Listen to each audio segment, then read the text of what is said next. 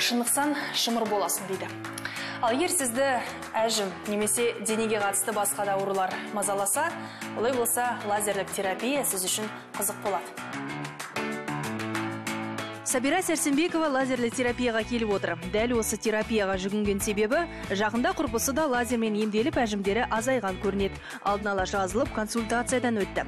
Сонда ғана барлық мәліметтермен танысып, емнің алғашқы күніне келіп отыр. Бұл терапияға сенімсіздікпен қарайтындар өте көп, дегенмен әсіресе күрделі операциялардан қалған тыртықты емдеуде таптырмас құрал.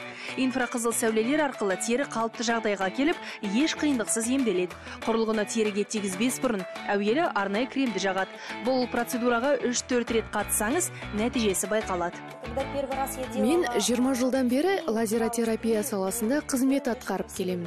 Осы уақыт аралығында ешқандай шағым болған емес. Керісінше, тіпті 3 процедурадан кейін ем алушылар нәтижесін көріп қуанады. Себебі бет терісіндегі түрлі ақауларда кездесіп жатады. Міне оларды емдейміз. Өз басым өмірімде лазерлі терапияның көмегіне 7 рет жүгіндім.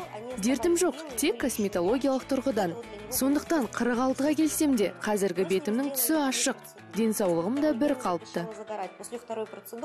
Емнің бұл түрі қымбат болғандықтан көпшілік сол күрделі дақтардан арылу үшін ғана жасатады. Дегенмен табиғи сұлулық, жасанды сұлулықтан әлде қайда жақсы екенін біле жүргейсіз. Алла Гаврина, Ержан Алиханов, Мансур Зияданов. Арнайы таңшолпан үшін.